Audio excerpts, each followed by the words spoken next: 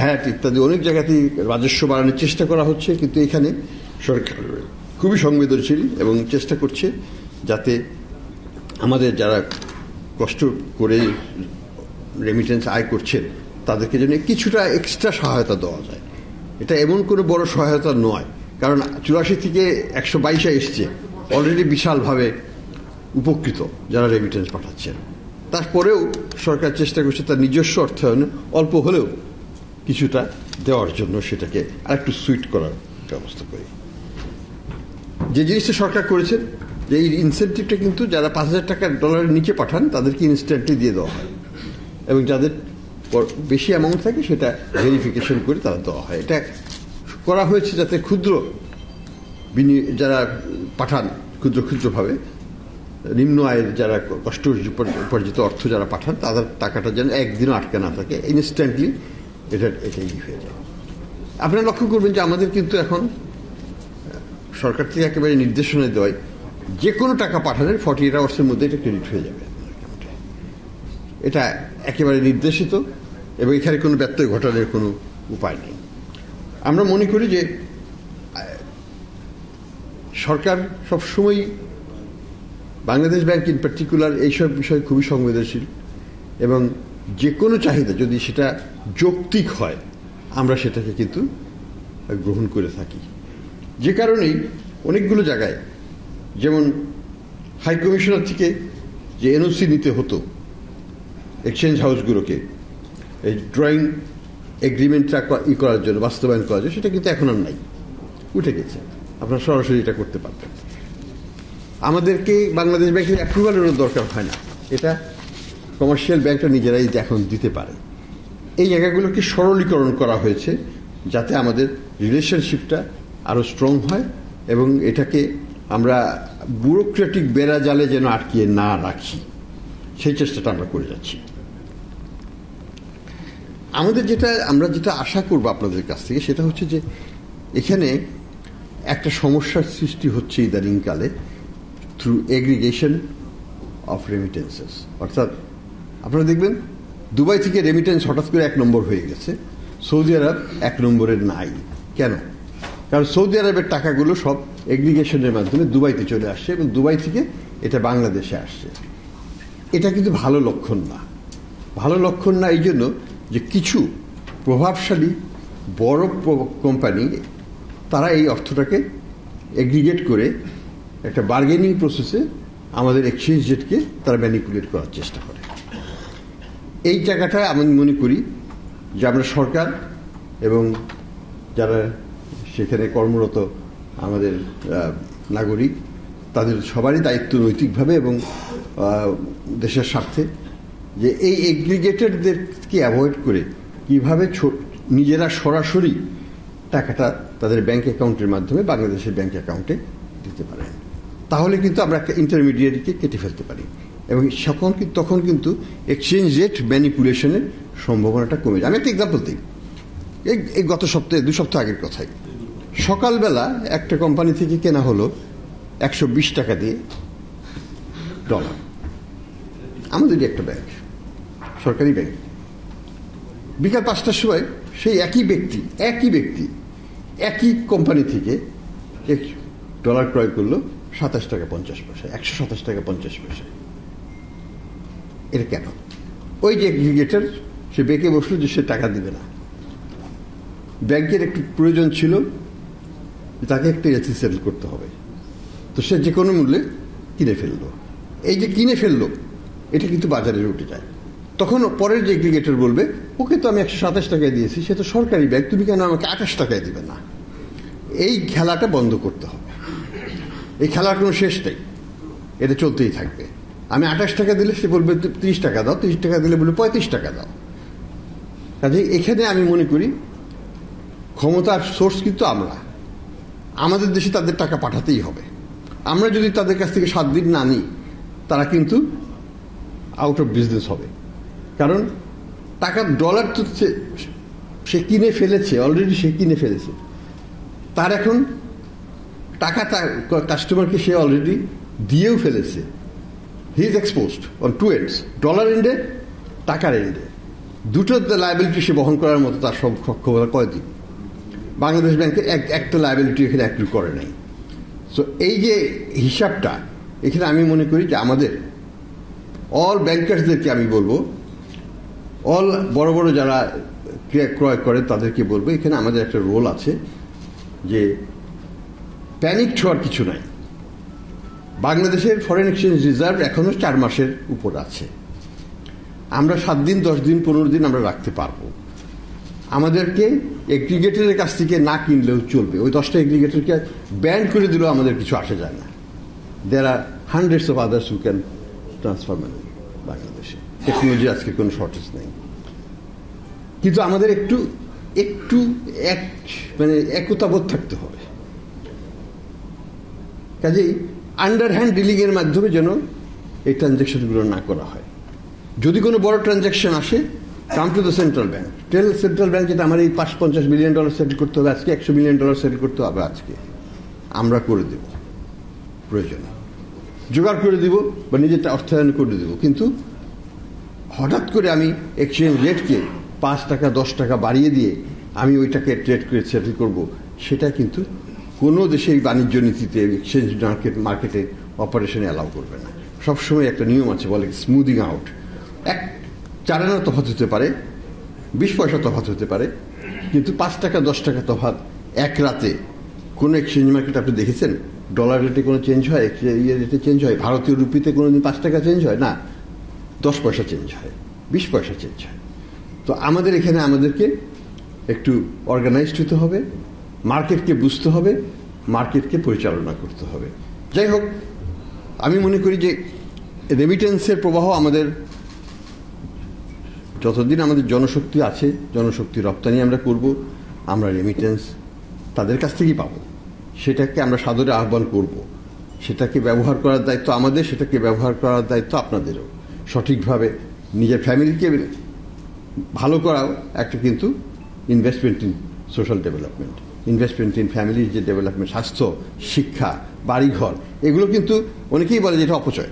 না, this is part of building your human capital in your own family.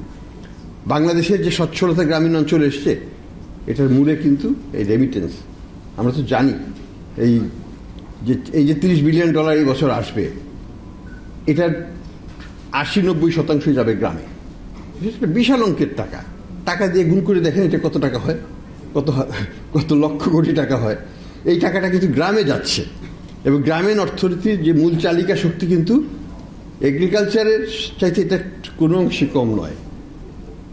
অর্থনৈতিক দিক থেকে, তাদের কার্যক্রমের দিক থেকে, তাদের ব্যয়ের যে সম্ভাবনা, ব্যয়ের যে ক্যাপাসিটি টু স্পেন্ড, সেটার দিক থেকে এটা বিশাল একটা অঙ্ক। যে কারণে আজকে আমাদের গ্রামীণ অঞ্চলে নন ফার্ম এগ্রিকালচার, অর্থাৎ এগ্রিকালচারকে বাদ দিয়ে যে অর্থনীতি, that is 60%, and farm agriculture is 40%, এবং এটা বাড়ছে, নন ফার্মটাই বাড়ছে। এটার মূলেও কিন্তু আমাদের রেমিটেন্স, এবং অন্যান্য রেমিটেন্স থেকে টাকা নিয়ে অন্যান্য যেসব ব্যবসা বাণিজ্য, সেটা যেভাবেই হোক না কেন, এই ইলেকট্রিক গাড়ি কেনা, এটা কেনা, সেটা কেনা, এগুলো সবই কিন্তু পাওয়ার পাম্প কেনা, পাওয়ার টিলার দিয়ে চাষ করা, এগুলো সবই বিনিয়োগ। এই বিনিয়োগের টাকার সোর্সটা কিন্তু আপনারা বেশিরভাগ ক্ষেত্রে দেখতে পারবেন এই রেমিটেন্সের টাকা থেকে হচ্ছে। কাজে রেমিটেন্সের ভূমিকা আমাদের বিশালভাবে সর্বক্ষেত্রেই আছে। তা আমি মনে করি যে বাংলাদেশ ব্যাংক সবসময় আপনাদের সাথে আছে। বাংলাদেশ ব্যাংক আমাদের কর্মী বাহিনীর সাথে কাজ করে যাবে। আমি মনে করি যে আমাদের অন্যান্য মন্ত্রণালয় তাদের যে ট্রেনিং কার্যক্রমগুলোকে যদি বাড়াতে পারত, আমাদের শ্রমিকদের দক্ষতার যদি আমরা, আজকে তো আমরা 50 বছরের উপর ধরে লোক পাঠাচ্ছি, কিন্তু কেন আমরা পারছি না সেই শ্রেণীগতভাবে? আমরা কিন্তু এখন পাকিস্তানও যে পার ক্যাপিটা রেমিটেন্স পাঠায়, সেই লেভেলে আমরা পৌঁছাতে পারিনি। আমরা ফিলিপিন্সের লেভেলের কথা চিন্তাও করছি না। ফিলিপিন্সে লেভেলটা আমাদের প্রায় 6-7 গুণ বেশি মাথা পিছু। কেন? কারণ স্কিল লেভেল। একটা ফিলিপিনো মেড $1200 থেকে $1500 তারা হায়ার করবে, একটা বাংলাদেশি মেডকে তারা $300 দিতে রাজি নয়। কারণ skill level, language barrier, cultural barrier, এবং সেগুলোকে ওভারকাম করার মতো স্কিল তাদের নাই। তো এই জায়গাটায় যদি আমরা জোর দিতে পারি, আমরাও কিন্তু আমাদের ফিমেল ওয়ার্কারদের বেতন 4 গুণ বাড়িয়ে ফেলতে পারবো এবং কোয়ালিটিটাকেও বাড়াতে পারবো। এই জায়গাটায় আমাদের নজর দিতে হবে। ফিমেল না, শুধু মেল ওয়ার্কারদের ক্ষেত্রে একই জিনিস প্রযোজ্য। আমরাই সবচেয়ে কম আর্ন করি মাথা পিছু। সেই জায়গাটায় করতে পারলে রেমিটেন্স কিন্তু 30 থেকে 60 বিলিয়ন ডলার করা কঠিন কিছু নয় আমাদের জন্য। এইখানে আমাদের ফোকাসটা দিতে হবে বলে আমি মনে করি সরকারিভাবে। তো যাই হোক, আমি মনে করি যে সরকারের কিন্তু সদিচ্ছার অভাব নেই, কিন্তু সদিচ্ছা থাকলে কোঅর্ডিনেশন হয়তো অভাব আছে। আমাদের হয়তো যেটা আমরা চাই সেটা হয়তো আমরা করতে পারি না বা করা হয় নাই অতীতে। তো এই জায়গাটায় নজরটা দিতে পারলে আগামীতে আমরা কিন্তু আমাদের শ্রমশক্তি দেশের ভিতরে এবং দেশের বাইরে একটা উন্নত পর্যায়ে নিতে পারবো। তখন আমরা কিন্তু আরও একটা গর্বিত নাগরিক হিসাবে বিশ্বে আমাদের পদচারণা চলতে থাকবে। তা আমি আর বেশি কিছু বলবো না। তো সবই তো প্রেসের উদ্দেশ্যে আলটিমেটলি। হ্যাঁ, তো আমি আর বেশি কিছু বলবো না। আমি শুধু এটুকুই বলবো যে আমাদের বাংলাদেশের সরকার এবং আমাদের যে কর্মী বাহিনী বিদেশে যারা আছেন তাদের সম্পর্ক আজকের নয়, এটা কিন্তু 70s থেকেই শুরু হয়েছিল। তার আগে কিন্তু বাংলাদেশ থেকে খুব একটা বেশি কিছু যেত না, শুধু সিলেটে যেত অল্প কিছু 50-এর দশকে, তাও কিন্তু বন্ধ হয়ে গেছিল 1 দশক পরে। তো এখনকার যে রেমিটার যারা দুশ্রেণীর, একটা হচ্ছে শিক্ষিত শ্রেণী যারা নর্থ আমেরিকা, অস্ট্রেলিয়া, ইউকে এবং ইউরোপের বিভিন্ন দেশে আছেন, সেটা। আরেকটা হচ্ছে আনস্কিল্ড ওয়ার্কার্স, যেটা প্রধানত মধ্যপ্রাচ্য, মালয়েশিয়া, ইস্ট এশিয়া এবং মধ্যপ্রাচ্যে আছেন এবং কিছু কিছু আছেন ইউরোপের দিকেও। তো এই 2 শ্রেণী কিন্তু বাংলাদেশকে যেন ভুলে না যায় সেটাই আমরা আশা করব। এবং আমাদের দায়িত্ব হচ্ছে তাদেরকে সুযোগ সুবিধা দিয়ে তাদেরকে বাংলাদেশের মাটির সাথে আটকিয়ে রাখা, যাতে প্রজন্মের পরেও পরবর্তী প্রজন্ম এই সম্পর্কটা অটুট থাকে। আমাদের সিলেটে এখন 3য় প্রজন্ম চলছে, মানে লন্ডন প্রবাসী যারা নাগরিকরা আছেন। মধ্যে আমেরিকাতে এটা 2য় প্রজন্ম চলছে। কাজেই প্রজন্ম তো আসবেই, সময় তো আটকে থাকবে না, কিন্তু সম্পর্কটা ধরে রাখতে হবে ডায়াসপোরার সাথে। একটা জিনিস ফাইনালি আমি বলে শেষ করব, বিদেশে বাংলাদেশি শুড বি বাংলাদেশি। বিদেশে বাংলাদেশি আওয়ামী লীগ, বিএনপি, জামাত, এই শ্রেণীভেদ থাকাটা উচিত নয়। আমি মনে করি এটা আমাদের জন্য সবচেয়ে ক্ষতির কারণ হয়েছে কিন্তু এটাই। রাজনৈতিকভাবে বাঙালিরা কিন্তু দাঁড়াতে পারে নাই এই কারণে। ভারতীয়দের মধ্যে কিন্তু এই ভেদাভেদ নাই। তারা কংগ্রেসপন্থীও আছে, বিজেপি পন্থীও আছে, কিন্তু সেটা কিন্তু তারা যখন পলিটিক্যাল ফোরামে বা কমন ফোরামে যায় সেটাকে তারা হাইলাইট করে না। ভারতের প্রধানমন্ত্রী যখন আসেন তখন সে দেশের প্রধানমন্ত্রী হিসাবে তাকে বরণ করা হয়, এক পক্ষ সেখানে ইটপাটকেল দিয়ে দাঁড়িয়ে থাকে না। আমাদের কিন্তু এই কালচারটা থেকে বেরিয়ে আসতে হবে। এটা কিন্তু আমাদের দেশের সম্মানের জন্য খুবই ক্ষতিকর। কাজেই আমি আশা করব বিদেশে আমরা সবাই বাঙালি হিসাবে আমাদেরকে পরিচয় দেব, আমরা বাঙালি হিসাবে কাজ করব, আমরা লবি করব বাংলাদেশের জন্য। আমরা কোনো পার্টির হয়ে লবি করব না, আমরা কোনো দল বা ব্যক্তি বা পরিবারের জন্য লবি করব না, বাংলাদেশের জন্য লবি করব। বাংলাদেশের যেটা স্বার্থ সেটাকেই আমরা দেখব। এটা যদি করতে পারি আমরা রাজনৈতিকভাবে ওই দেশেও উপকৃত হব। আমাদের ডিভিশন, আমাদের ভোটাধিকার, ভোট যারা প্রয়োগ করেন তারাও ডিভাইডেড হবেন না, যে ও বাংলাদেশে দাঁড়িয়েছে ও আওয়ামী লীগ করে, ও বাংলাদেশে দাঁড়িয়েছে বিএনপি করে, ওকে আমি দেব না ভোট, সেটা নয়। সে দাঁড়িয়েছে বাংলাদেশে, আমি তাকে ভোট দেবো ইরেসপেক্টিভ অফ তার পার্টি অ্যাফিলিয়েশন অর তার পার্সোনালিটি। এই জায়গাটায় আমি মনে করি যে না করতে পারলে আমরা কিন্তু রাজনৈতিকভাবে বিদেশে আমাদের মাথাকে উঁচু করে দাঁড়াতে পারবো না। এবং ভারতীয়রা দাঁড়িয়েছে এই একটাই কারণে, এটা বিশাল একটা, তাদের আরেক কারণ আছে, কিন্তু এটা একটা বিশাল একটা অবস্থান তাদের জন্য, এখান থেকে শিক্ষণীয় আছে। ইসরায়েলিরা দাঁড়িয়েছে, ইহুদিরা, একটাই কারণ, অন্য কিছুরা তাদের মধ্যে অনেক মতামত, কিন্তু বটম লাইন হচ্ছে আমরা সবাই ইহুদি। তো এই যে প্রোটেকশন নিজেদেরকে, সেটা কিন্তু আমরা কিন্তু করতে পারিনি সেইভাবে।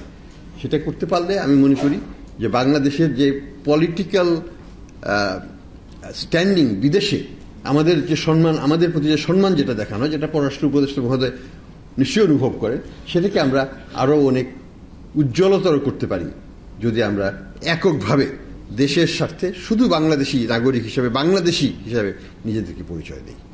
আমি আর বেশি কিছু বলবো না। আমি মনে করি যে আপনাদের সাথে ডায়াসপোরার সাথে বাংলাদেশের সম্পর্ক চিরকাল থাকবে, প্রজন্মের পর প্রজন্ম থাকবে, এবং বাংলাদেশকে তারাও ভুলবেন না, আমরাও তাদেরকে ভুলব না। ধন্যবাদ।